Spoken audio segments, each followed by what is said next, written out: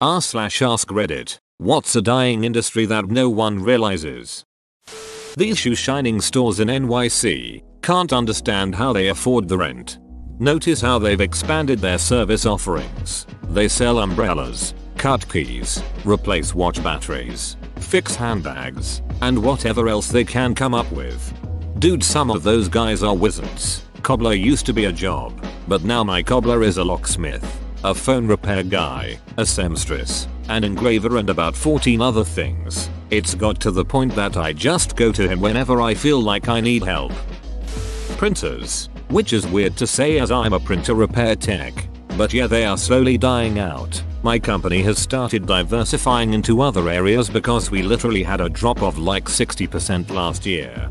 That's because the ink comes in weird ass proprietary cartridges designed to make it unnecessarily expensive, resulting in costs so high that you barely save over hiring a professional printing service for your needs. Then the printer is made to break within 3 years of buying it. Forestry. Last I heard in the US the average age of a forester was over 50 plus. It sucks because I really wanted to get a degree in ecology and work at a national park, but when I researched the wages and looked into how many permanent jobs were available, the math just didn't add up for me. I'd owe too much in student loans, and I would have to move constantly because all of the work was seasonal. It's very unfortunate. National parks pay is in smiles and sunsets, which translates to getting paid shit. A lot of them love their jobs though. The teen magazine industry. I used to read them and there were so many, but now they are just gone. They're either online or non-existent. I really think that due to the internet and social media, the purpose of those magazines is obsolete, to say the least. I used to have subscriptions to so many of the teen magazines. Cosmo Girl, 17, YM, Teen Vogue. Now I can barely focus on magazines. It all seems so trite. Oh man. Did anyone here ever see the comment from the guy who collected the Cosmo magazines because once you had them all the spines signed to make a hunky guy? He was straight, but it made him feel accomplished when he completed it. Funny and wholesome.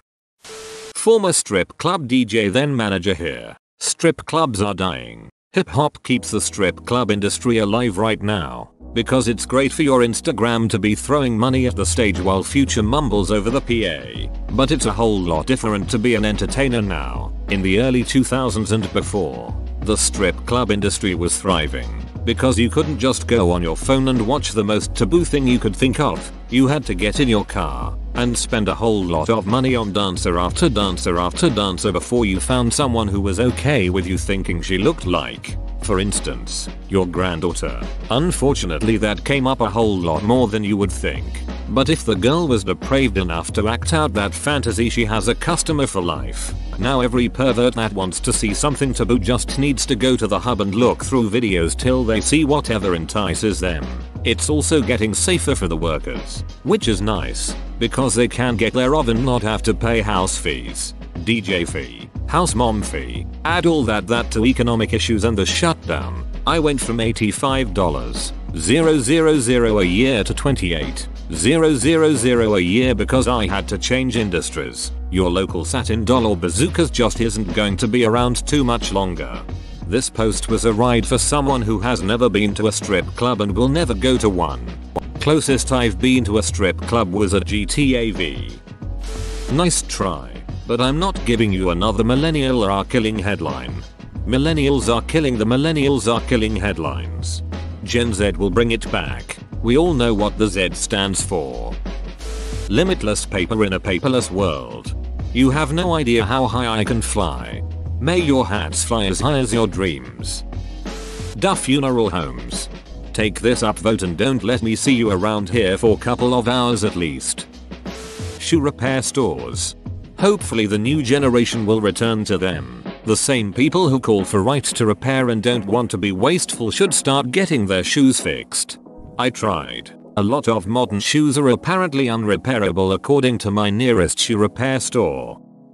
That no one realizes. Newspapers, yellow pages, malls, everyone has known these are dying for over a decade.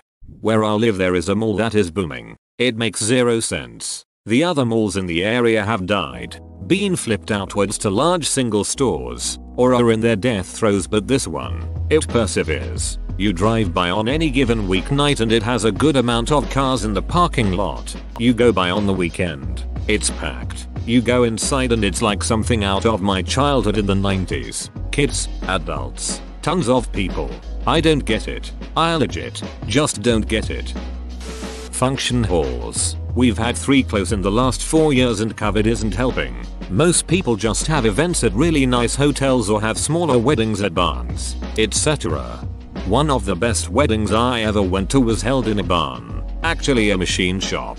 They covered the equipment, moved things around to make a dance floor, and brought in some folding tables. One of the groom's buddies cooked barbecue, and it was BYOB. The couple, second marriage for both, looked so happy and had a great time. It was such a low-key, low-pressure event. Everyone enjoyed themselves very much and it was a lot of fun. Standardized tests companies. There are many of them because they used to send out tens of thousands of paper copy tests. School districts are leaning more towards online testing, meaning one company can cover hundreds of thousands of people. Drive shaft repair/balancing. The one repairman we had in the city closed his doors because he had a high demand, but no one else works there and no one has the patience it takes to learn it and do it. He got tired of his customers not being patient enough to sit on his wait list. Customers have absolutely no chill these days and that gets old quick.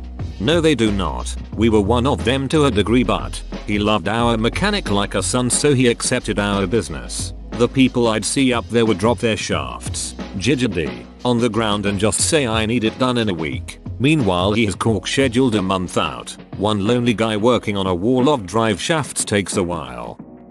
Radio. Remember when we waited for our favorite songs to come up? Waited for shows and gossips on them or their top 10 songs chart. These days are gone.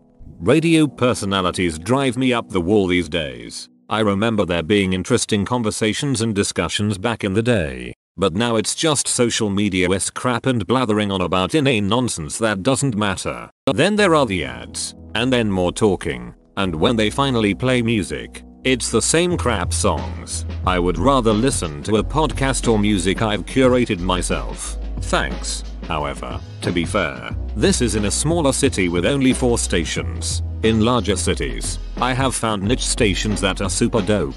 I understand that video killed the radio star. I don't know.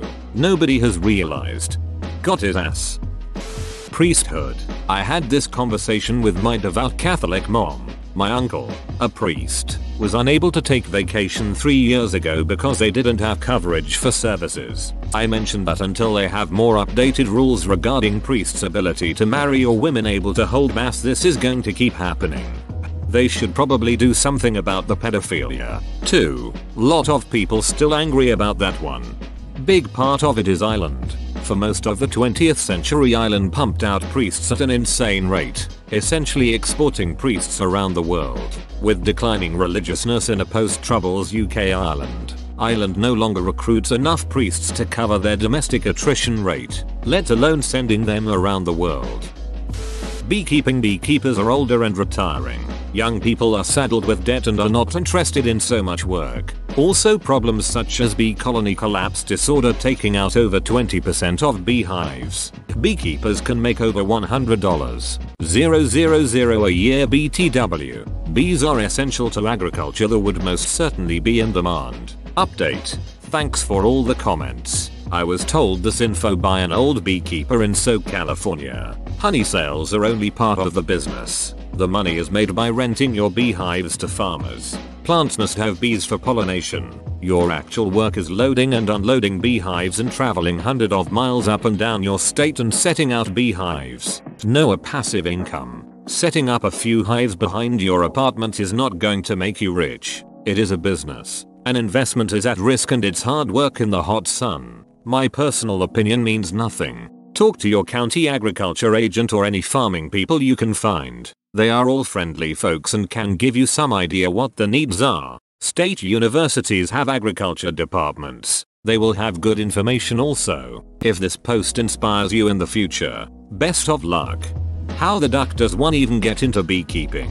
You need to get all bees in college. Also, one no one thinks of is arcade game technician. There are already very few of these around and it's a dying breed. I know a few and they are older and ready to retire, and there really aren't any that are young. If there are some that are young, we are talking very few and far between.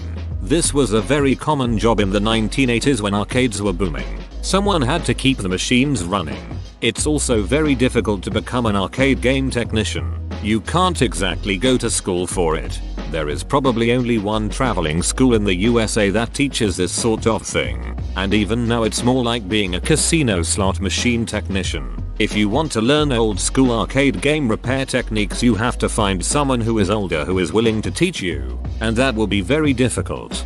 I'd add pinball tech to that too. It seems way harder with all of the moving parts and it's not quite the same as a video game. Casual cameras, especially digital cameras. Smartphones generally have a similar quality, and you already have one. They have integrated flash drives anyway. You don't need to own a camera to take pictures. The casual market for them will die, obviously. Professional cameras will still be around, but they're an extreme niche. You won't buy a several $1,000 camera to take vacation pictures. You won't buy a several $1,000 camera to take vacation pictures. You don't need several thousands of dollars to exceed a phone camera. A basic DSLR you can get at Best Buy for $450 during holiday sales will destroy any cell phone photo.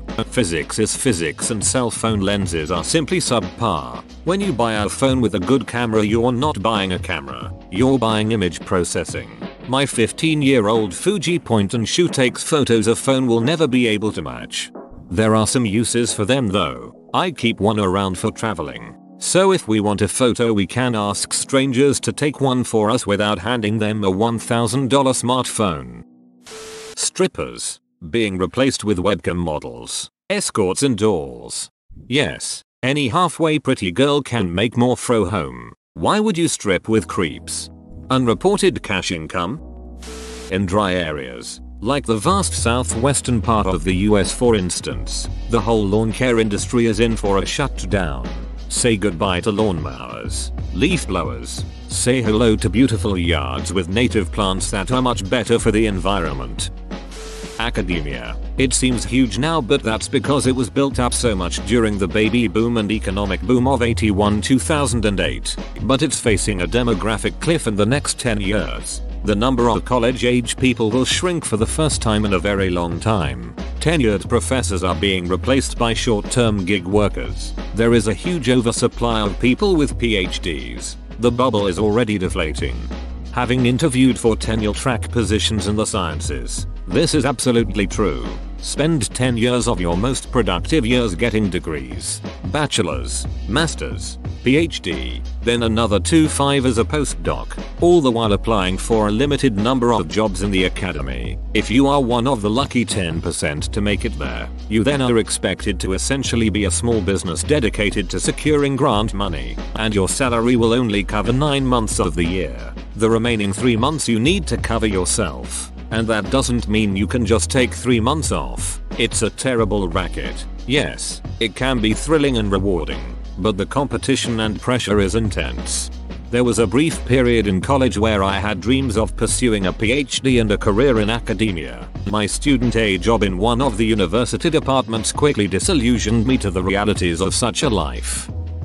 Sadly, a lot of family members of mine, even older ones, have not been using cable because they can just watch Netflix, Disney Plus, Amazon Prime Video, Hulu, Peacock and Crunchyroll. Other than that, we only generally watch the news. Except now they are starting the same bullshit with streaming. If you want a full buffet of watching options, you need at least 2-3 streaming services. Offers to sell grouped streaming services will be the new cable. Cashiers in front of house. I checked into a B&B and never saw a representative the entire time I was there. Was given a code to my room via text after checking in online. Never saw the soul. In the supermarkets in England there are 5 times more machines for checking out your shopping than human cashiers. It might be regional. Where I work, people often prefer the cashiers over the self-checkout. Even if there's a huge line eater, I'm not judging people who prefer the cashiers. I get it, just pointing out what I've noticed. I think the funeral business has priced themselves out of the market for the traditional embalming and burial that costs 5 figures. I know some conservative, religious family members that opted for cremation just because of the cost. Seriously, they are crazy with how much they charge. My grandma thankfully paid for her plot up front years ago and it cost somewhere around $300. She died this past weekend and when reviewing with the mortuary the current price is $5,000 for the same plot. You're ducking telling me I need to pay $5K to get buried in dirt? Duck that shit. No wonder people don't pay for that. Toss me in the woods somewhere, dog, give me back to nature at that price. It shouldn't really be a surprise because retail itself is dying. But phone shops. I used to work at a flagship store and our target stayed more or less the same for 3 years. However, each month it got harder to hit. People know they can go online, be confident that they're not getting tricked into something additional they don't want, and in some cases, get a significantly better deal. I'm traditionally someone that likes to shop in person, particularly with clothes and electronics. COVID has killed my appetite to go to large indoor shopping centers or be confined in smaller spaces with strangers. So now I only shop online. Had it not been for the pandemic, I'd probably still be shopping in person. Phone stores also suffer because they are limited in what they can do. I went into a Verizon store to cancel service and they can't do that. They had to call the Verizon number and put me on the phone. I could have done that from home. Quality, durable furniture. You ever talk to your grandparents about some of the pieces of furniture in their house and some of them have an extensive history in the family, like a glass top coffee table or a nice oak table and chairs? That's because we used to make furniture in America that actually withstood the test of time. When you bought furniture you weren't buying it just for yourself, but to also pass down through generations because the quality was that good. My grandparents' original dining room set sits in my house now and the thing is almost 70 years old. We don't make furniture like that anymore. Not because the industry didn't want it, but because disposable furniture became the new norm. Not only is it cheaper, but nobody wants furniture that they have to look after and store and figure out how to move across the country. They want a quick setup and to replace it in 5 years. This creates 2 problems. Furniture isn't nearly as durable as it used to be. It doesn't have to last a lifetime. It only has to last for a couple of years and you'll replace it anyway. This leads to, obviously, worse quality wood being used, which in turn leads to furniture that can be damaged easily or it is not safe. Look up IKEA dresses and how often they fall on top of children for a small case study in this. Back to wood. Worse quality means more furniture means more wood. Simply by replacing furniture more often we are consuming higher and higher amounts of lumber to build these products. As you can imagine, this leads to higher rates of deforestation in places you wouldn't even think of, like the protected forests of Sweden or Romania. So, not only are we taking worse quality wood than what is available, we are also encouraging the illegal removal of it from protected lands. This is going to get buried in the comments, but it is something that I don't think even 1% of the population of America is aware of. Our desire to break away from sturdy, well-made furniture in favor of convenience has effectively killed the American furniture industry and put us on a road towards higher deforestation rates and less safety in our own homes. Edit. Spelling. Neon signs. There used to be a neon sign on every business, but neon signs are full of chemicals, some rather dangerous, like neon, argon, and mercury. Not to mention they can be a fire hazard and very inefficient with electricity use compared to LEDs. In fact, in America, a lot of places have made them illegal or at least changed building codes to no longer allow them. I'm in the business and have friends that went to school for neon bending. It requires a lot of chemistry that are now struggling. So you're saying you're one of the last neon benders? Business cards. Check this out. Eggshell. With Romalian type. Jesus. How do nitwit like you get so tasteful? How can lampshade stores pay the rent? Drug sales or money laundering, I assume. You just threw some shade at an entire industry. Playboy. Remember when they switched formats to just scantily clad women for like 6 months? What were they thinking? Probably that their traditional photo content simply can't compete in a world awash in free porn. Counterintuitively, there's a very small and diminishing demographic that is going to buy Playboy for the pictures anymore. So I suppose the tactic was to experiment with their content to find any way to compete. I'm a journalist. Deduct. Everyone makes up their own reality now. Facts are infinite in supply, mostly because no one believes in truth, or at least, not enough to pay for it. AI is gradually taking over. The industry has yet to figure out how to make the internet a business asset, broadly speaking. On one hand, news reporting is important. On the other, I'm not going to pay $15 a month to 20 different sites just to read it. Figure out some other way. Auctions. I grew up in them and our family business was hoarding merchandise to auctions. It slowed down so much we had to quit. Auctions have typically mostly relied on snowbirds, but it's just really died down. Not many young adults go. I don't see them lasting much longer besides online auctions and vehicle auctions. Just my personal take. I've seen some local auctioneers embracing online auctions, where they have an open house before the bidding starts so people can see the items in person, but then sell the lots items online and have a pickup weekend. I think that's the way to go. Big retail stores, like JCPenney or Macy's, but who is going to host the Thanksgiving parade?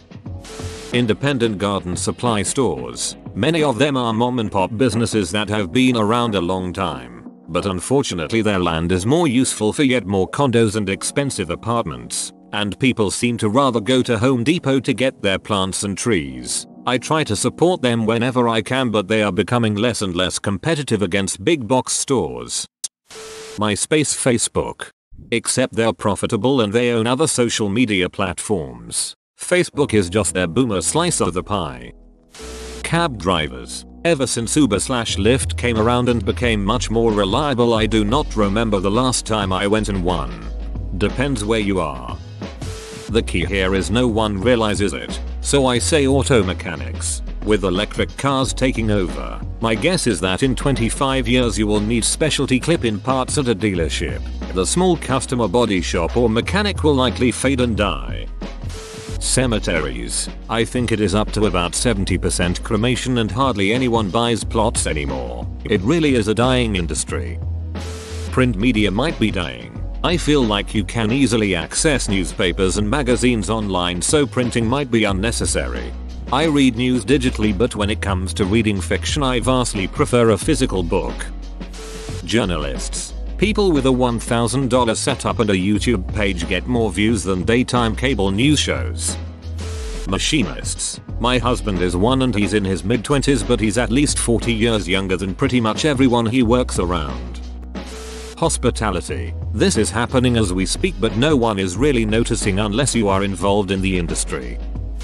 Business professional menswear. The execs at my company are old conservative white men, so they still wear suits every day and expect others to also. But my friends who still go to an office have casual or business casual dress codes, and several more are fully remote now. As remote work becomes more of a norm and old traditionalists start to retire, I think demand for suits and ties will go down, and I won't complain about it. DVDs, they still have a decent section of them at Target and Walmart, but I feel there's a great chance they'll be gone almost completely by the end of the decade. Citrus. Growing up in Florida, my house was surrounded by orange groves, and now 20 years later none of them are around anymore. They have all been cut down due to bacteria that nobody could get rid of. Have you noticed that when you call for a plumber, the cost has doubled from the astronomical cost it already was, and a window of arrival between 10 AM and 6 PM? There are fewer and fewer plumber apprentices. If we don't stop encouraging everyone to go to college no matter what, we're literally all in deep shit. Edit. I've offended some with my college comment. My apologies for my miscommunication. I'm not talking about trade schools and vocation training. I'm specifically referring to, at least in my high school, teaching that a 4-year bachelor's degree is the ultimate goal if you want a lucrative career. That simply isn't true. Looking for cheap butts. Huh. No one realizes that nuclear medicine is dying. It's being replaced by methods that cause less damage to the patient. It's kinda sad that schools still offer it, since it's going to be gone in the next 20 years. Edit. My area is not using the NM. Recently, the hospital in my area has been getting 1 maybe 2 patients a day. I'm a student. This is what my professors mention to the students. It may just be my area. So if other areas are still thriving when it comes to NM, then that's great. What was explained to me was that other X-ray modalities are being used instead.